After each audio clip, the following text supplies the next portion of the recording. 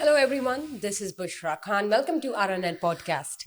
नाजरीन, mister Donald Trump की जानब से जो दावतनामा आया बॉर्ड ऑफ पीस गज़ा में शामिल होने का, वो दावतनामा हमारे पाकिस्तान के प्राइम मिनिस्टर ने कबूल कर लिया है।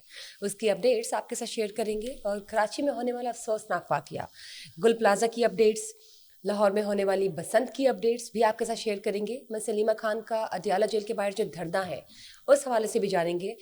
और मिस्टर फैज़ हमीद, सुना है कि वो भी पीटीआई के दुश्मन निकले, वो कैसे, ये कहानी जानना बहुत ज़रूरी है। इसके अलावा पंजाब हुकूमत की परफॉर्मेंस की बात करते हैं तो उन्होंने कैथ लैब जंग में दिल के अमराज के लिए इंट्रोड्यूस करवाई है। चलिए आइए जानते हैं mister Naeem Hanif, senior journalist से। अस्सलाम वालेकुम। वालेकुम सलाम बुशरा, क्या हाल है सर आप? अल्हम्दुलिल्लाह। सर, बॉर्ड ऑफ पीस गज़ा का दावतनामा प्राइम मिनिस्टर ने कबूल कर लिया है पाकिस्तान के। अच्छा, ये साइमल्टेनियसली दो मुल्कों ने कबूल कर लिया। तुर्किया को भी ये दावतनामा था, तुर्की ने भी कबूल कर लिया और पाकिस्तान ने भी कबूल कर लिया ज़बरदस्त, बोर्ड ऑफ पीस में जो है वो शामिल होने के लिए। और ये एक बड़ी खुशाइंद बात है, क्योंकि इसका थोड़ा सा बैकग्राउंड ये है कि जो फ़लस्तीनियों का और उनके साथ होने वाले मज़ालम का जो एक दर्द है, वो मुस्लिम ममालिक जो है वो महसूस कर सकते हैं, जिनमें सर फहरिस्त ज़ाहिर है कि पाकिस्तान, उसके बाद तुर्की है। तो डोनाल्ड ट्रंप की तरफ से इन्हें ये दावत दी गई कि आप इसमें शामिल हों। तो अब ये है कि एक तो हम ये थोड़ा सा एक एनालिसिस करते हैं कि पाकिस्तान की तस्वीराती अहमियत क्या है बोर्ड ऑफ पीस में। बताइए। तो खबर यह है जी कि पाकिस्तान और तुर्की ने बोर्ड ऑफ पीस में शमूलियत की दावत कबूल कर ली है। इससे कबल भी कई ममालिक इस फोरम पर इत्तफाक कर चुके हैं और मजीद ममालिक की शमूलियत मतवक्को है इसमें। इसके अहम जो मकासद हैं वो ये हैं कि जी अक़वाम मुत्तहिदा की सिक्योरिटी काउंसिल की करारदादों के मुताबिक गजा के मसले का मुस्तकिल हल होना चाहिए और किया जाए। ठीक है जी। उसके बाद यह है कि मुस्तकिल फायरबंदी और गजा की तामीर नो, रिहेबिलिटेशन आ गया। फिर आ गया जी कि गजा में पायदार अमन के हसूल के बाद फ़लस्तीनियों के हकूक़ का तहफ़्फ़ुज़, एक अलग रियासत का क़याम और फ़लस्तीनी मुसलमानों के हक़ खुद इरादियत की हमायत, खित्ते में पायदार अमन की बहाली। ये जो है ना एक इम्पॉर्टेंट जो नकात हैं इसके। अच्छा, उसके बाद ये है जी कि बोर्ड ऑफ पीस में शमूलियत की तारीख़ी अहमियत और ज़रूरत वो ये है कि ये कदम अहम इस्लामी ममालिक की जानिब से गजा में होने वाले कत्ले आम को रोकने और फ़लस्तीनी अवाम के हकूक़ के तहफ़्फ़ुज़ की सिमत एक नुमाया पेशरफ्त है। पाकिस्तान की शमूलियत उसकी सफारती अहमियत को आलमी सतह पर उजागर करती है। दुनिया में बढ़ती हुई तकसीम और ब्लॉक्स की सियासत के बायस कसीर उलजहती प्लेटफॉर्म्स में पाकिस्तान की मौजूदगी वक्त की अहम ज़रूरत बन चुकी है। पाकिस्तान दुनिया के उन चंद ममालिक में शामिल है जो अमेरिका, चीन और रूस जैसे बड़े ताकत के मराकज़ के साथ मजबूत तस्वीराती ताल्लुकात रखता है, जिसकी बदौलत तकसीम शुदा आलमी निज़ाम में इसका किरदार गैर मामूली अहमियत रखता है। पाकिस्तान की बोर्ड ऑफ पीस में शमूलियत की अगर अहमियत की बात करें तो इसमें पाकिस्तान ब्लॉक सियासत का हिस्सा बने बगैर तमाम बैनुल अक़वामी स्टेक होल्डर्स के साथ रवाबत बरकरार रखता है, जो इसकी तस्वीराती खुद मुख्तारी को तक़वियत देता है। पाकिस्तान ने हमेशा गैर जानबदाराना खारजा पॉलिसी के जरिए तवाज़न और लचक को बरकरार रखा है।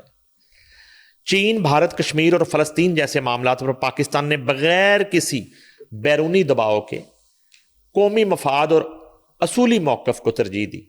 ऑलवेज भारत के मामले में भी पाकिस्तान ने माजी में दबाव के बावजूद एक बासूल और गैर लचकदार पॉलिसी इख्तियार की थी। गजा और कश्मीर के तनाज़ात पर पाकिस्तान का मौक़िफ़ हमेशा अक़वाम मुत्तहिदा की करारदादों के मुताबिक हल, बैनुल अक़वामी सरहदों का एहतराम, अल-क़ुद्स शरीफ को आज़ाद फ़लस्तीनी रियासत का दारुल हुकूमत तस्लीम करना और इसराइल को तस्लीम ना करना रहा। मकबूजा कश्मीर के अवाम के हक़ खुद इरादियत की हमायत भी पाकिस्तान की खारजा पॉलिसी का लाजमी जुज़्व रही है। दुनिया में बढ़ती हुई तकसीम के तनाजुर में नए फोरम्स को नज़रअंदाज करना किसी भी रियासत की आलमी अहमियत के लिए नुकसानदेह हो सकता है। इस्लामी दुनिया की एक बड़ी अस्करी ताकत के तौर पर पाकिस्तान के लिए ऐसे फोरम से किनारा कशी تصویراتی اہمیت کو کمزور کرنے کے مترادف۔ پاکستان نے اقوام متحدہ کے امن مشنز میں شرکت کے ذریعے عالمی سطح پر ایک مثبت اور تعمیری کردار ادا کیا ہے۔ پاکستان صرف بیانات پر نہیں بلکہ عملی اقدامات کے ذریعے بین الاقوامی امن اور استحکام کے لیے متحرک رہا ہے۔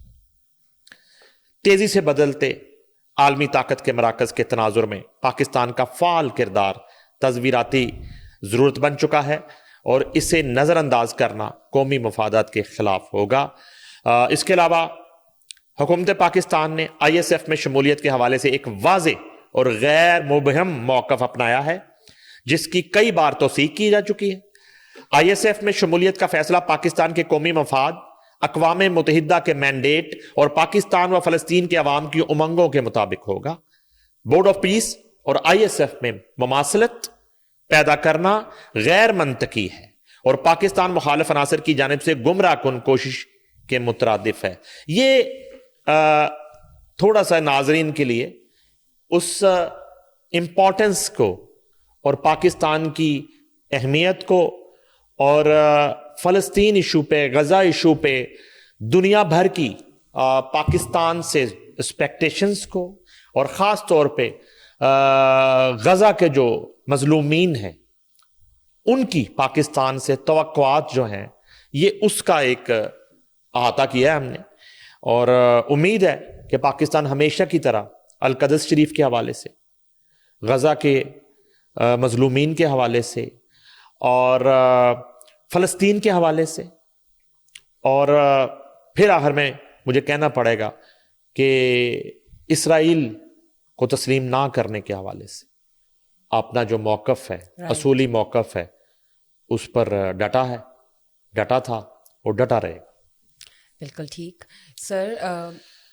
مسٹر فیض حمید کے حوالے سے بتائیے، پی ٹی آئی کے کیا وہ واقعی دشمن ہے؟ اچھا، یہ بڑی عجیب سٹوری ہے بھائی۔ یہ جو ہے نا، پہلے تو شک و شبہات تھے، اب جو ہے وہ لیجنڈری حامد میر، ظاہر ہے کہ وہ کیپٹل ٹاک میں تو اتنی کھل کے بات نہیں کر سکتے، میں یہ کہہ لیتا ہوں، بلکہ ایک لمبا عرصہ وہ آف ایئر بھی رہے، تو وہاں تو پھر مجبوریاں ہیں۔ لیکن یہ ایک سوشل میڈیا جو پلیٹ فارم ہے، وہ اپنا ایک ولاگ کرتے ہیں غالباً حامد میر ایکسکلوسیو کے نام سے، تو اس میں آج کل جو ہے نا وہ بہت بڑے بڑے انکشافات کر رہے ہیں، بلکہ زیادہ انویسٹیگیشن جو فیض حمید کے حوالے سے حامد میر صاحب نے جو ہے وہ شیئر کی ہے، وہ ان دنوں کی ہے جب انہیں آف ایئر کروا دیا گیا تھا جیو سے، ٹھیک ہے، اور لمبا عرصہ وہ آف ایئر رہے اور انہیں دھمکیاں شمکیاں ملتی رہیں۔ خیر وہ دلیر آدمی ہے، بہادر آدمی ہے، گولیاں شولیاں بھی کھا لی تھی انہوں نے کراچی میں، تو اللہ تعالیٰ نے ان کو دوسری زندگی دی، اس کے باوجود بات تو پھر وہ کرتے ہیں۔ وہ مسنگ پرسنس ہو، وہ ڈیموکریسی پر حملہ ہو، وہ حکومتی ایوانوں کے اندر اور ایک محلاتی جو سازشیں ہیں، وہ کہتے ہیں جی کہ میرے لیے تو وہ بلیسنگ ثابت ہو گئی، جب مجھے آفر کیا گیا تو میرے پاس ٹائم تھا، تو روز جو ہے نا وہ روڑی کٹنا نہیں پڑتی تھی، وہ ریسرچ نہیں ڈھونڈنا پڑتی، شو تو کرنا نہیں رات کو، تو وہ کہتے ہیں کہ میں نا اس انویسٹیگیشن میں لگا رہا کہ یہ فیض حمید کیا کر رہا ہے۔ تو ان کے مطابق فیض حمید جہاں نواز شریف کا دشمن، شہباز شریف کا دشمن تھا، جہاں فریال تالپور کو جیل میں ڈالا جا رہا تھا، جہاں آصف علی زرداری کو پابند سلاسل کیا جا رہا تھا، وہیں فیض حمید عمران خان کے خلاف بھی سازشیں کر رہا تھا۔ اور انہوں نے یہ کہا، وہ تو ایک لمبی کہانی ہے لیکن میں کوشش کرتا ہوں کہ تھوڑا سا اس کا خلاصہ بیان کر دیتا ہوں۔ ان کا یہ کہنا ہے کہ فیض حمید اصل میں نہ عمران خان کا سگا تھا، نہ کسی سے کوئی سروکار تھا، وہ اس ملک میں صدارتی نظام جو ہے وہ نافذ کر کے خود قبضہ کرنا چاہتا تھا اقتدار پر۔ یہ ٹوٹل جو ہے نا لب لباب ہے، یہ خلاصہ ہے۔ اس میں نہ تو اس کو عمران خان کی سیاست سے کوئی سروکار تھا، نہ نواز شریف کے جانے سے اور رہنے سے کوئی سروکار تھا، وہ صرف اپنے راستے میں آنے والی ہر رکاوٹ کو کچلنا چاہتا تھا، عبور کرنا نہیں, کچلنا چاہتا تھا کسی بھی طرح کی. اچھا, اس کے علاوہ میر صاحب نے اور بھی خوفناک باتیں بتائی ہیں. وہ کہتے ہیں کہ وہ لوگوں سے پیسے براہ راست اس طرح مانگتا تھا جس طرح میں کیا کہہ سکتا ہوں کہ جس طرح یا ڈی آئی جی فیصل کامران اکثر جو ہے نا وہ بندے پکڑ رہے ہوتے ہیں کالی بھیڑیں, تو ایک کانسٹیبل لیول کا بندہ یا ایک اے ایس اے لیول کا بندہ یا کسی بھی ڈپارٹمنٹ کا ایک کرپٹ پٹواری جس طرح رشوت مانگتا ہے, اس طرح ایک ادارے کا سربراہ جنرل فیض حمید, یونیفارمڈ چیف, وہ لوگوں سے پیسے مانگ رہا تھا. اور لوگوں کو, وہ تو ایک کیس بنا نا, وہ جو بڑی پاپولر ہاؤسنگ سوسائٹی ہے جس کے آنر کی اپلیکیشن پہ وہ سارا معاملہ شروع ہوا اور جنرل باجوہ نے اس کی تحقیقات شروع کروائیں. تو وہ کہتے ہیں کہ وہ 30 ارب روپیہ تو اس طرح لوگوں سے چھین کے, انہیں بلیک میل کر کے, انہیں ڈرا کے, دھمکا کے, ان پہ کیسز بنا کے, ان کو گرفتار کروا کے, وہ جو ہے نا ایک ہاؤسنگ پروجیکٹ میں انہوں نے انویسٹ کیا جو ابھی تک ثابت ہو چکا بقول ان کے. اچھا, اس کے بعد وہ ایک کہانی اور سنائی انہوں نے بڑی عجیب و غریب. ایک مسلم لیگ نون کے ایک غالباً سینیٹر کی کہانی بتائی جو آج بھی ان کا بیٹا آج بھی سینیٹر ہے بقول ان کے. وہ کہتے ہیں کہ ان کے اسی بیٹے کی شادی تھی, ٹھیک ہے, تو اس کو فون کر کے ڈائریکٹ کہا کہ میں ایک بندے کو بھیج رہا ہوں فلاں نام کے آپ کے پاس, اگر آپ چاہتے ہیں کہ آپ کا بیٹا اپنی بارات والے دن گرفتار نہ ہو تو یہ جو شخص بھیج رہا ہوں یہ جتنے پیسے کہتا ہے اس کو دے دیں. یہ جنرل فیض حمید ہے بقول احمد میر. تو وہ کہتے ہیں کہ وہ شخص چلا جاتا ہے اور وہ اس مسلم لیگ نون کے رہنما کے پاس چلا جاتا ہے. اور اب یہ ایک اور ماجرا ہے کہ وہ مسلم لیگ نون کا وہ رہنما کیا کر رہا تھا, وہ کیوں بلیک میل ہو رہا تھا جنرل فیض حمید سے.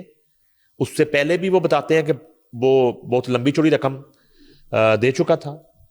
اور اس کے بعد جو ہے اس کے بیٹے کی بارات قریب آتی ہے, اور انہوں نے یہ بھی کہا کہ وہ جو ان کا بیٹا آج ابھی بھی سینیٹر ہے.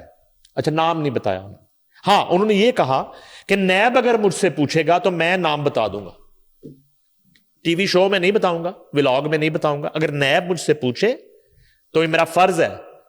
ہاں, وہ بات بھی احمد میر کو شاید اس لیے کرنی پڑ گئی کہ وہ کہتے ہیں کہ یہ اتنا ظلم ہوا جن کے ساتھ, وہ جو مسلم لیگ نون کے رہنما ہے اور ان کا بیٹا سینیٹر ہے, وہ ابھی تک کیوں نہیں جا رہے نیب میں اور متعلقہ فورم پہ جنرل فیض حمید کے خلاف آج بھی وہ کیوں زبان نہیں کھول رہے اپنی. اب کیا خوف ہے, کس بات کا ڈر ہے؟ ہاں, وہ کہتے ہیں کہ میرے پاس چونکہ یہ امانت ہے, مجھے اگر متعلقہ ادارے پوچھیں گے تو میں نام بتا دوں گا. تو کہانی ذرا آپ سمجھنے کی کوشش کریں کہ ایک شخص کے بیٹے کی شادی ہے, رائٹ.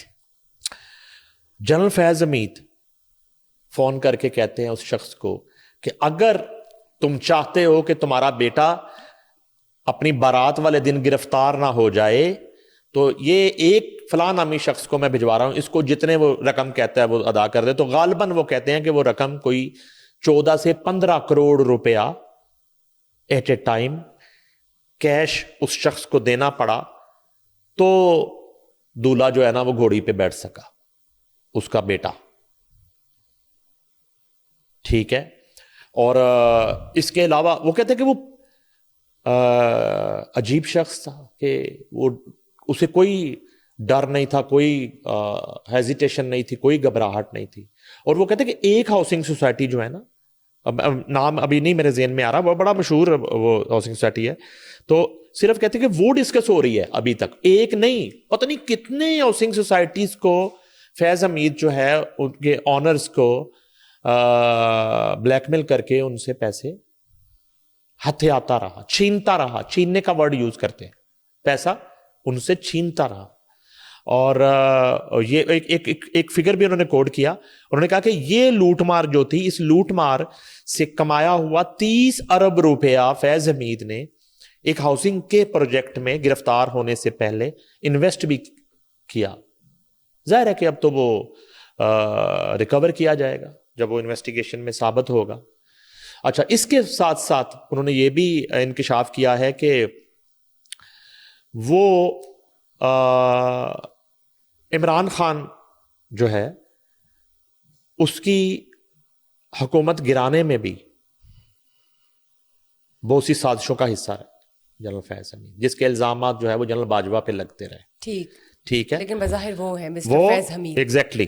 اور نہیں, انہوں نے کہا بہت ساری چیزوں میں ایون جنرل باجوہ کے حوالے سے احمد میر نے یہ بات کی کہ جنرل باجوہ جو ہے نا وہ عمران خان کے ارد گرد والے لوگوں کو کہتے تھے کہ مجھے انفارمیشن دینی ہے آپ نے عمران خان کے بارے میں, دوسرے لفظوں میں کہیں کہ مخبری کرنی ہے. ٹھیک ہے جی. اچھا مگر یہ ان کا خیال ہے, یہ ان کا خیال ہے. ہم نے جو صورتحال دیکھی اس میں بہت سارے ایسے الزامات جو جنرل باجوہ پہ لگتے رہے, آج بھی لگتے ہیں, ان میں زیادہ تر کاروائیاں جنرل فیض حمید ڈال دیتے ہیں. وارداتیں, زیادہ تر وارداتیں وہ جنرل فیض حمید کی ہوتی تھی. اچھا وہ اس میں ایک عام تاثر تھا کہ چیف کی مرضی کے بغیر جو ہے ان کا ماتحت اس وقت کا ڈی جی آئی جو ہے وہ کس طرح یہ سب کر سکتا ہے. لیکن یہ ایک عجیب حقیقت ہے, یہ ایک تلخ حقیقت ہے کہ ایسا ہوا اس ملک میں کہ بائی پاس کیا گیا بہت سارے ایشوز میں اس وقت کے چیف آف آرمی اسٹاف. ٹھیک ہے, بائی پاس. جی, اس کی ایک دلیل یہ ہے کہ 30 ارب آپ نے اگر نکال لیا ہے جنرل فیض حمید کی طرف, نکال لیا آپ کی رپورٹنگ کے مطابق احمد میر صاحب, تو پھر جنرل باجوہ کو کلین چٹ کیسے مل گئی؟ آپ ہی کے ادارے کی روزنامہ جنگ کی یہ لیڈ ہے کہ جنرل باجوہ کے خلاف کوئی کرپشن اور کوئی ایلیگیشن اور کوئی کیس ثابت نہیں ہو سکا. یہ میں بات کر رہا ہوں لوٹ مار کی اور کرپشن کی بات کر رہا ہوں. ہاں باقی جو نواز شریف کو گھر بھیجنے کے حوالے سے اور اس کی حکومت کا تختہ الٹنے کے حوالے سے اگر وہ الزامات اور وہ چیزیں وہ اس کو الگ کر دیں. اور انہوں نے کہا جی کہ جنرل باجوہ نے اعتراف کیا کہ ٹھیک ہے جی بالکل ہم عمران خان کو لے کے آئے تھے, مگر اس کے بعد انہوں نے کہا جی کہ وہ قریبی لوگوں کا کہ مجھے انفارمیشن دیا کرو. بہت سارے قریبی لوگ جو ہے وہ انفارمیشن جنرل باجوہ کو دیتے تھے عمران خان کی انٹرنل, مگر ایک آدھ شخص ایسا تھا جس کو انہوں نے کہا میں پسند نہیں کرتا. وہ ایک بندہ تھا جس نے انفارمیشن نہیں دی, اس کو عمران خان کے ساتھ اس کی لائلٹی کہہ لیں آپ, کوئی بھی ایک مجبوری کہہ لیں, وہ ایون وہ کہتے ہیں کہ جنرل باجوہ سے اس کانٹیسٹ میں کبھی ملا بھی نہیں. اس کا نام وہ کہتے ہیں جی شہباز گل.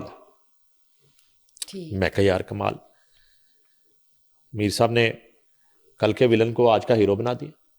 وہ کہتے ہیں کہ اس نے نہیں کوئی اس طرح کی آپ کو تو بہت گلے ہیں حرکت کی. نہیں دیکھیں, اگر تو یہ والی جو بات اگر کی ہے انہوں نے حامد میر, اگر ہم میر صاحب کی باقی باتوں کو ایک اتھینٹک انفارمیشن سمجھ کے آج ڈسکس کر رہے ہیں تو پھر شہباز گل والی بھی پھر ان کی بات اتھینٹک ہوگی تو بڑی بات ہے. اگر چلے شہباز گل تمام تر ہماری نظر میں خامیوں یا ڈیفالٹر کوتاہیوں اور بلو دی بیلٹ جو ہے وہ ایک سو کالڈ جرنلزم میں بھی وہ ہاتھ ڈالتے ہیں نا, تو وہ جو ہے اگر یہ والا جو ان کا رول ہے اس وقت ایک لائلٹی کا عمران خان کے ساتھ, تو یہ تو بڑی بات ہے. دھڑا جو ہے نا اس, ہاں یہ انہوں نے بلکہ یہ بھی کہا, انہوں نے کہا کہ یہ کھڑے رہنا اس کے ساتھ اور اس کی انفارمیشن لیک نہ کرنے پر انہیں تشدد کا نشانہ بھی بنایا گیا, پکڑا گیا. وہ جو ہم کہتے ہیں نا جی کہ وہ پکڑا گیا, اریسٹ کیا گیا اور وہ چترول کی گئی, اور یہ وہ کہتے ہیں کہ اس کی ایک وجہ یہ بھی تھی. ٹھیک ہے, تو یہ ہم جو ہے وہ اس کو ڈسکس کرتے رہیں گے. یہ بھی ایک عمران سیریز, پاکستان سیریز ہے, یقیناً ایک بھیانک ہسٹری ہے اس دور کی. اور آخر میں میں یہ بھی بتا دوں کہ 9 مئی کے حوالے سے انہوں نے کہا کوئی ابہام نہیں ہے. 9 مئی بھی ایک فیض حمید کی بہت بڑی سازش تھی, اور جس میں تیر کے نشانے پر تقریباً سارے فریق تھے. کہ ایک تو اس وقت کے جو ہے فوج کے اندر بغاوت کی, یہ گراؤنی کوشش تھی. اس کے ساتھ اگر وہ باؤنس ہو جاتا ہے, وہ اٹمپٹ باؤنس ہو جاتی ہے, تو پی ٹی آئی جو ہے وہ دفن ہوتی ہے. عمران خان کو رگڑا لگ جاتا جو کہ لگ گیا. ٹھیک ہے, تو یہ ایک بڑا خوفناک پلان تھا جس کو ڈیزائن کیا جنرل فیض نے. یہ بھی اس کہانی کا ایک پہلو ہے اور ایک خبر. بہت شکریہ آپ نے شیئر کی. سر اپڈیٹس میں لینا چاہوں گی کچھ واقعات کی, پاکستان, لاہور, کراچی سے ریلیٹڈ. فرسٹ آف آل یہ بتائیں گل پلازا کی کیا اپڈیٹس ہیں آپ کے پاس؟ گل پلازا تو ایک بڑا ہی میں کہتا ہوں کہ خوفناک سانحہ, اور بظاہر تو یہ ایک آگ لگی تھی, اندازہ نہیں تھا کہ یہ اتنا بڑا سانحہ بن جائے گا. اور اب آخری اطلاعات تو یہ ہیں کہ وہ جو گل پلازا ہے وہ تو اب کوئی بسنے کی اور کاروبار کی جگہ نہیں رہ گئی, اور اس کو تو میرا خیال ہے مکمل ایک دفعہ مسمار کر کے اور دوبارہ سے تعمیر کیا جائے گا. دیکھیں اس میں جو ہے نا, ایک تو سب سے بڑی جو تکلیف دہ بات ہے کہ جانی نقصان ہو گیا. اچھا, اس کے بعد ابھی بھی درجنوں کی تعداد میں لوگ جو ہیں وہ لاپتہ ہیں. اچھا, ایک کسی شخص کا, کسی فیملی ممبر کا, کسی گھر کے کفیل کا ایک تو حادثاتی موت یا طبعی موت ہو جائے تو اس پہ کبھی نہ کبھی صبر آ جاتا لواحقین کو. لیکن ایسی صورتحال میں جب آپ کے گھر کا کوئی فرد جو ہے وہ لاپتہ ہو جائے تو وہ بڑا ایک تکلیف دہ معاملہ ہو جاتا ہے. تو اس کرب سے گزر رہے ہیں وہ لواحقین, اور اس میں یہ ہے کہ ریہیبلیٹیشن اگر ہوتی بھی ہے تو میرا خیال ہے کہ ابھی بہت وقت لگے گا دوبارہ سے اس پلازے کی تعمیر. اور اس کے بعد یہ ہے کہ نقصان کا تخمینہ کہ اس کا کتنا نقصان ہوا, اس میں ایک بہت بڑی خواری ہے ثابت کرنے کے لیے. کسی کو یہ تھوڑا ہی ایک کاروباری شخص کو پتا ہوتا ہے کہ اس نے اس کی پوری ڈاکومنٹیشن رکھی ہو یہ ثابت کرنے کے لیے کہ اتنا اس کا نقصان ہو گیا اور اتنا اس میں سامان تھا اور کس نوعیت کا اکوپمنٹ تھا, سامان تھا. اچھا, اس کے بعد یہ ہے کہ جو ہے اگر کئی ماہ کے بعد جو ہے اس کو اس سامان کی مالیت دی جاتی ہے تو اتنے ماہ اس کا جو ایک کاروبار کی بندش ہے اور ایک انکم جو ہے اس کا رک جانا ہے, یہ بہت بڑی ایک ڈرا بیک ہے اور بڑا تکلیف دہ امر ہے. البتہ یہ ہے کہ اب اس کی پوری ذمہ داری آپ ایک دم سے حکومت پہ بھی نہیں ڈال سکتے. دیکھیں لیکن سر یہ مسئلہ, ہاں حکومت کی ذمہ داری یہ ہے کہ اگر وہ 900 دکانوں کے پلازے میں 1200 دکانیں بنا دی گئیں, اگر اس کا بیسمنٹ جو ہے اس کو ختم کر کے اس میں بھی دکانیں بنا دی گئی اور پارکنگ چھت پہ لے گئے اور اس پہ اتنا برڈن ڈال دیا اور جو راستے تھے راستوں کو بھی دکانوں میں بدل دیا گیا, چھوٹی چھوٹی دکانوں میں بدل دیا. جب یہ سب کچھ ہو رہا تھا تو اس کی انسپیکشن کرنا کس کا کام تھا, اس کو پوائنٹ آؤٹ کرنا کس کا کام تھا, اس پہ متعلقہ جو محکمے ہیں, متعلقہ جو ادارے ہیں. یہاں تو آپ ایک بلڈنگ بنانے کے لیے آپ یہ نقشہ اپروو کروانے ذرا جائیں, آپ کو لگ پتہ جاتا ہے, آپ کو پتہ نہیں کتنے مراحل سے گزرنا پڑتا ہے. اگر آپ بالکل قانون کے اندر رہتے ہوئے ایس او پیز کو فالو کرتے ہوئے آپ کوئی کنسٹرکشن کر کے دکھائیں, 5 مرلے کا گھر مجھے بنا کے دکھائیں, لاہور کی, کراچی کی کسی ہاؤسنگ سوسائٹی میں بنا کے دکھائیں, 5 مرلے کا گھر بنا کے دکھائیں آپ, وہاں پہ ایس او پیز ہوں گے کہ سب سے بڑھ کر وہ سوسائٹی کی انتظامیہ ہی آ جائے گی وہاں پہ, وہ کہے گی جی سائڈ پہ اتنی جگہ چھوڑنی ہے آپ نے جناب نیچے بیسمنٹ میں جو ہے یہ ڈالنا ہے, اس سے اوپر جو ہے نا آپ کوئی بلڈنگ نہیں بنا سکتے. تو یہ اگر آپ فالو نہیں کرتے آپ بنا ہی نہیں سکتے, اس پہ فائن ہوتا ہے, جرمانے ہوتے ہیں. اب یہاں پہ ظاہر ہے کہ سب سے پہلے تو اس گل پلازا کی کوئی نہ کوئی وہ ہوگی نا, تنظیم ہوگی, کوئی کرتا درتا ہوں گے, کوئی باڈی ہوگی, سیکیورٹی کا انتظام جن کے پاس ہوگا, اور ہر دکان سے, نہیں آپ چیک کر لیں, ہر دکان سے منتھلی اس کے نام پہ, سیکیورٹی کے نام پہ اور دوسرے جو انتظامات ہیں اس کے نام پہ وہ جو ہے نا پے کرتا ہوگا ہر دکاندار, ہر دکاندار. وہ جو ذمہ داران ہیں وہ کیوں چپ تھے؟ یہ سب کی ذمہ داری ہے, ٹھیک ہے. پھر آپ وہاں کی جو ایسوسیشنز ہیں, جو بزنس کمیونٹی کی, جو تاجر برادری ہے وہاں کی, وہ الیکشن ہوتے ہیں سالانہ, ان کی باڈیز بنتے ہیں, تو ان کا یہی کام ہے, اور انہوں نے کیا کرنا ہے, صرف جلوس نکالنے, صرف حکومتوں کو بلیک میل کرنا. تو یہ جو ہے معاملہ, یہ ذمہ داری تو ایک سب پر, کسی پر تھوڑی, کسی پر زیادہ عائد ہوتی ہے. ریاست چونکہ ماں کے جیسی ہوتی ہے, وہ سارے اس طرح کا معاملہ سارا ریاست پہ ڈال دیا جاتا ہے. تو اب یہ ہے کہ جو چلے گئے ہیں وہ پیسوں سے تو واپس نہیں آ سکتے. بہت افسوسناک, ٹھیک ہے.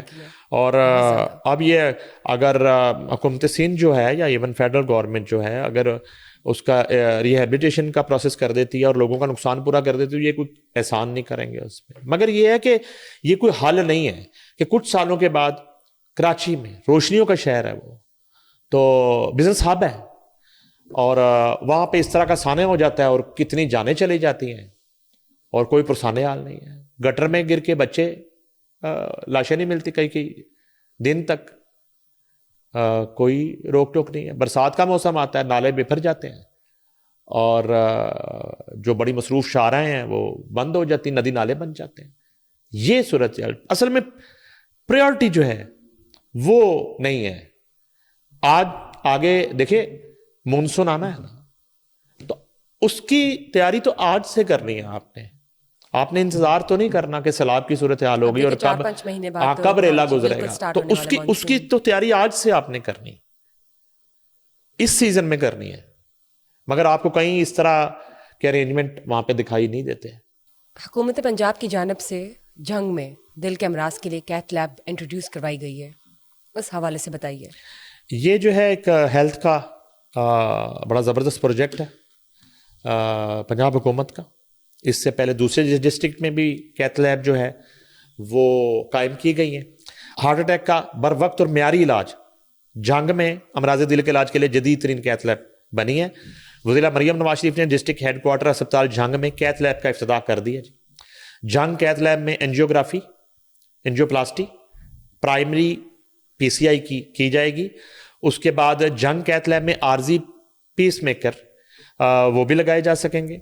اور پیس میکر کے علاوہ مریم نواز شریف نے ڈی ایچ کیو اسپتال جنگ میں نئی کیتھ لیب کا جو حالیہ وزٹ کیا ہے, اس میں pre post procedure ward, angiography ward کا جائزہ. اس کے علاوہ وزیر اعلیٰ نے کنٹرول روم سے کیتھ لیب میں جاری پروسیجر کا مشاہدہ بھی کیا, اور وزیر اعلیٰ نے جدید ترین آپریشن تھیٹر کا دورہ کیا. وزیر اعلیٰ نے فارمیسی میں ادویات انجیکشن کا معائنہ کیا. اس کے بعد انہوں نے امراض قلب کے مریضوں کی تیمارداری کی, جلد صحت یابی کے لیے دعا کی. اور وزیر اعلیٰ نے جنگ اور مضافات کے ممتاز سیال عصمت اللہ صالح اور ساجدہ سے بات چیت بھی کی, جبکہ انہوں نے کہیں سوچ نہیں سکتے تھے کہ جنگ میں بھی ہارٹ اٹیک کا علاج ممکن ہوگا. اب لاہور یا ملتان نہیں جانا پڑے گا. مریم نواز شریف عظیم ماں, عظیم بیٹی ہیں جی, یہ ممتاز سیال کا کہنا ہے, جو ایک پیشنٹ ہے وہاں کا. وزیر اعلیٰ مریم نواز شریف کی ہارٹ اٹیک کے بعد بر وقت انجیوپلاسٹی سے روبہ صحت اظہر اقبال نے بھی ان کا شکریہ ادا کیا. اور اس کے علاوہ وزیر اعلیٰ کی ڈی ایچ کیو اسپتال جنگ کیتھ لیب کی انتظار گاہ میں تیمارداروں سے گفتگو. اور کیتھ لیب جنگ کے عوام کے لیے بہت بڑی مہربانی اور تحفہ ہے. صوبائی وزیر پرائمری ہیلتھ خواجہ عمران نذیر نے کیتھ لیب پروجیکٹ پر بریفنگ دی. انہیں وہاں صوبائی وزیر نے وزیر اعلیٰ مریم نواز شریف کو جو ہے امید سحر کا خطاب وہاں پہ دیا جی اپنی گفتگو میں. اور انہوں نے کہا جی کہ ہارٹ اٹیک کے 60 سے 90 منٹ کے دوران جو ہے ایک مریض کی جان بچانا ممکن ہے اس کیتھ لیب کے ذریعے, اگر اس کو وہاں پہنچایا جاتا ہے. ہاں جی, اور چند دن میں 30 مریضوں کا پروسیجر ہوا جی, 40 مریضوں کا پروسیجر ہوا, اور 30 مریض جو ہیں اس میں روبہ صحت ہو چکے. اور اس کے علاوہ ان کا بڑا استقبال کیا گیا سی ایم کا. اور جنید کی شادی کے بعد یہ ان کا پہلا جو ہے وہ ایک پروجیکٹ پبلک اپیرنس تھی, ٹھیک, اور اس میں جو ہے نا جی انہوں نے وہاں پہ جا کے یہ جنگ کے جو عوام ہے ڈسٹرکٹ جنگ کے, ان کو یہ تحفہ دیا ہے کیتھ لیب کا. مس علیمہ خان کا جو دھرنا اڈیالہ جیل کے باہر چل رہا ہے وہ کیا ہے؟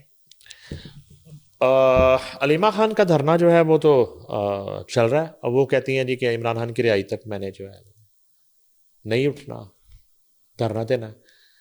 اچھا, ان پہ دوسری طرف ان پہ یہ الزام ہے کہ یہ دھرنا عمران خان کو رہا کروانے کے لیے جیل کے اندر رکھنے کے لیے دیا ہوا انہوں نے, اور ایک محاذرائی کی صورتحال. اور اس وقت جب محمود خان اچکزئی کو اپوزیشن لیڈر بنا دیا جاتا ہے, اور وہ بنانے کا مقصد یہ ہے کہ وہ مذاکرات کا جو ایک ڈیڈ لاک ہے اور اس میں جو ایک فل سٹاپ لگا ہوا ہے اس کو ختم کریں اور آگے بڑھیں اور مذاکرات کی طرف جائیں. اور ظاہر ہے کہ ٹیبل ٹاک سے ہی یہ حل ممکن ہے کہ عمران خان کی رہائی ہو سکے, یا انہیں ریلیف مل سکے, یا جو ہے وہ اگلے انتخاب جو سب سے بڑی ڈیمانڈ ہوگی پاکستان تحریک انصاف کی, میرے خیال میں رہائی کے بعد جو سب سے بڑی ڈیمانڈ ہوگی, دوسری جو شک ہوگی وہ یہی ہوگی, مطالبہ یہی ہوگا کہ اب انتخابات کی ڈیٹ دی جائے اور مڈ ٹرم کی طرف جایا جائے. یہ ان کی ڈیمانڈ ہو سکتی ہے, ممکنہ. اور اس سے کم مثلا کیا مذاکرات, اس سے کم کیا مذاکرات کرنے ہیں, اس سے کم کیا آپ مطالبہ کریں گے اسٹیبلشمنٹ سے یا حکومت وقت سے. تو اب ایسی صورتحال میں جب ایک ڈیسیجن آ گیا اڈیالہ سے اور کنسنسس سے محمود خان اچکزئی کو اپوزیشن لیڈر بنا دیا جاتا ہے کہ وہ ایک بزرگ سیاستدان ہے, پارلیمنٹیرین ہے, اور وہ ایک برج کا کردار ادا کریں گے. اس کے بعد بتایا جاتا ہے کہ میاں نواز شریف کے ساتھ ان کے روابط پہلے بھی تھے, اچھے تھے اور اب بھی ہیں. اور ایک یہ جو میاں نواز شریف جو ہے چونکہ کا بہت بڑا رول ہے, آپ اس طرح کے میثاق لے لیں, اور ماضی میں بھی میثاق جمہوریت کیا انہوں نے, بے شک, اور اس طرح کی صورتحال میں پہلے بھی وہ عمران خان کو میاں نواز شریف دعوت دے چکے ہیں بینگ اے پرائم منسٹر. تو اس طرح کی صورتحال بھی متوقع ہو سکتی ہے. تو ایک میں اکثر جو بات کرتا ہوں کہ میاں نواز شریف اور عمران خان کا ایک دکھ بھی سانجھا ہے, ایک غم تو دونوں کا ایک ہے. لیکن سر مسٹر میاں نواز شریف جو ہیں ان کے گھر سے ہی آلموسٹ رول کر رہے ہیں پاکستان میں, تو آئی ڈونٹ تھنک سو اتنا دکھ انہیں ہونا چاہیے. نہیں, وہ نہیں مسئلہ. دیکھیے یہ اسی طرح یہ ہے کہ آپ کے پوڈ کاسٹ پہ پابندی لگا دی جائے اور آپ کے گھر سے ہی آپ کہیں جی اپنی جگہ پہ کوئی بندہ دے دیں اور آپ صرف پیچھے بیٹھ کے دیکھیں, گائیڈ کریں کہ کپڑے کون سے پہننے ہیں اور پوائنٹ آف ویو کیا ہوگا اور کتنی بات کرنی ہے اور کتنی نہیں کرنی. تو براہ راست آپ کی جرنلزم جو ہے وہ اس کا گلا گھونٹ دیا جائے. ٹھیک ہے, اس سے میں آسان مثال نہیں آپ کو دے سکتا. اور آپ کو میری ایگزامپل ہی ملی تھی. ظاہر ہے اس وقت قریب آپ ہیں تو میں نے کہا آپ کی بات کر لیتے ہیں. اب یہ ہے کہ میاں نواز شریف جو ہیں وہ اس صورت میں جب میاں نواز شریف یہ خود فیصلہ کر لیں اور کہہ دیں, جو کہ فیصلہ ایک دفعہ انہوں نے کیا تھا جب ان کی سرجری ہوئی غالباً لندن میں, تو انہوں نے, یہ میرے پاس اطلاع ہے کہ انہوں نے یہ فیصلہ کر لیا تھا اور اپنے بائی پاس سے پہلے انہوں نے اپنے بھائی شہباز شریف کو کہہ دیا تھا کہ میری جو ہے وہ سیاست کو میں خیر مت کہہ رہا ہوں اور آئندہ پارٹی کی بھاگ دوڑ آپ نے سنبھالنی ہے اور سیاست آپ نے کرنی ہے. جس پہ ظاہر ہے کہ جو ایک بھائی کہہ سکتا ہے کہ آپ اس طرح کی باتیں نہ کریں تو آپ ہی کر, نہیں, انہوں نے کہا جی میں نے نہیں کرنی. اچھا, ہوتا یہ ہے کہ یہ بھی بڑا واقعہ ہے, وہ ان کا سرجری وغیرہ ہو جاتی ہے, وہ کامیاب ہو جاتی ہے اور اللہ تعالیٰ انہیں صحت دے دیتا ہے. تو اس کے بعد بتایا جاتا ہے کہ عرفان صدیقی مرحوم ان سے ملتے ہیں, وہیں پہ ملنے جاتے ہیں.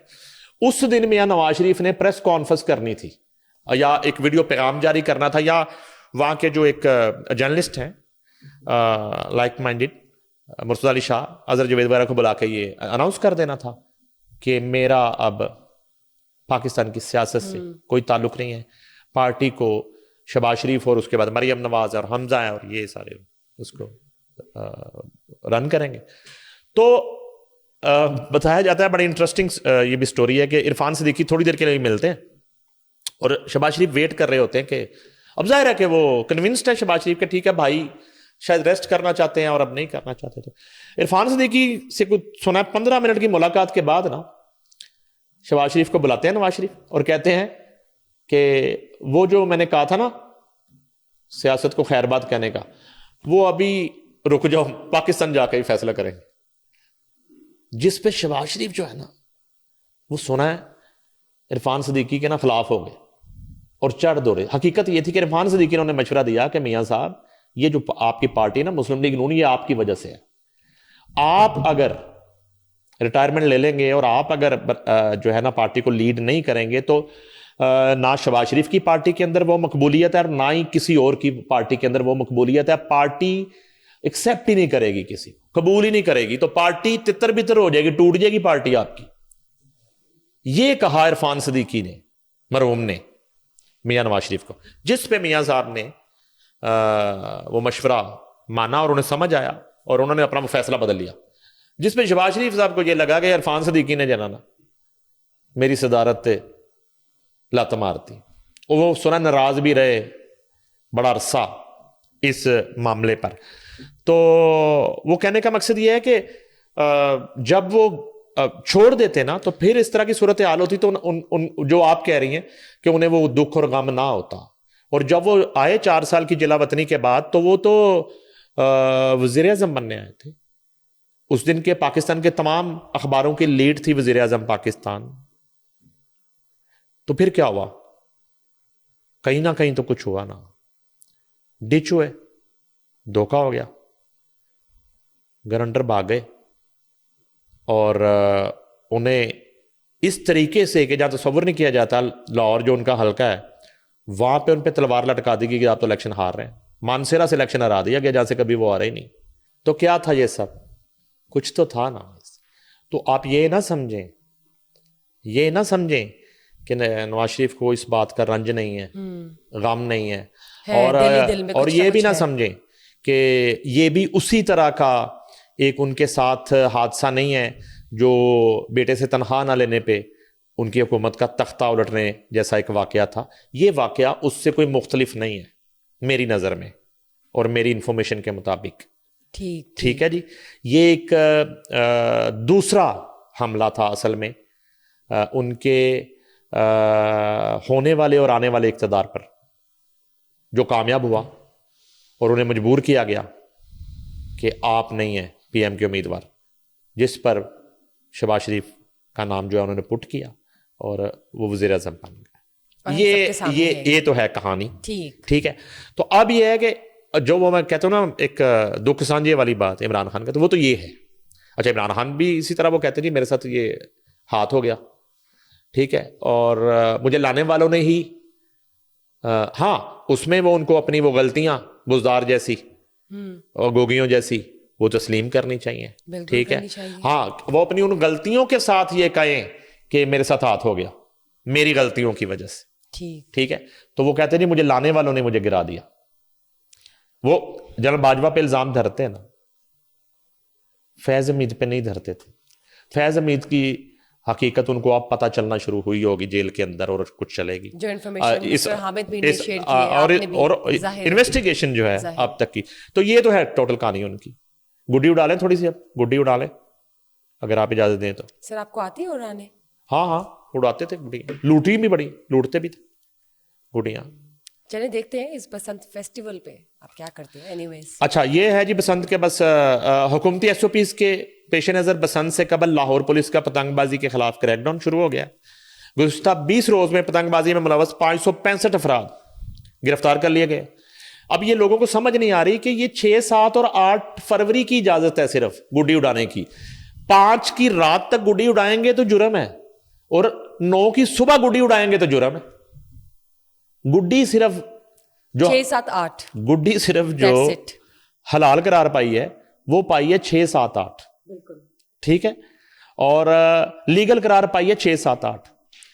گڈی 5 تک اور 9 سے انلیگل ہے, غیر قانونی ہے. ٹھیک ہے, ہاں گڈی جو اڑائے گا وہ گڈی میں بٹھایا جائے گا پولیس والی, وہ بھی. اچھا اس میں یہ ہے 565 افراد وہ گرفتار ہوئے ہیں, 542 مقدمات درج کیے ہیں. ٹھیک ہے جی. گرفتار ملزمان کے قبضے سے 9070 پتنگیں اور 404 چرخیاں برآمد ہوئی ہیں. ٹھیک ہے جی. حکومتی احکامات کے مطابق 6 سے 8 فروری کے علاوہ پتنگ بازی پر مکمل پابندی عائد ہے جی. سی سی پی او لاہور نے کہا, میں نے جو بات کی ہے, پولیس افسران بسنت سے متعلق حکومتی SOPs پر سختی سے عمل درآمد یقینی بنائیں. بلاسدی کمیانہ خلاف ورزی کی صورت میں فوری کارروائی کا حکم, بغیر اجازت پتنگ بازی اور فروخت کرنے والے بھاری جرمانے اور قید کی سزا بھگتیں گے. سی سی پی او لاہور. اور دھاتی ڈور کے استعمال کی صورت میں قانون فوری حرکت میں آئے گا. بلال صدیق کمیانہ. بالکل ٹھیک ہے آپ نے. بسنت کے حوالے سے ناظرین کو اپڈیٹ کرنا بہت ضروری ہے کہ یہ 6 7 8 ہے, نہ تو 5 نہ تو 9 فیب. بہت بہت شکریہ. Please stay tuned. Thank you sir. Thank you guys. Just stay tuned. Bye bye.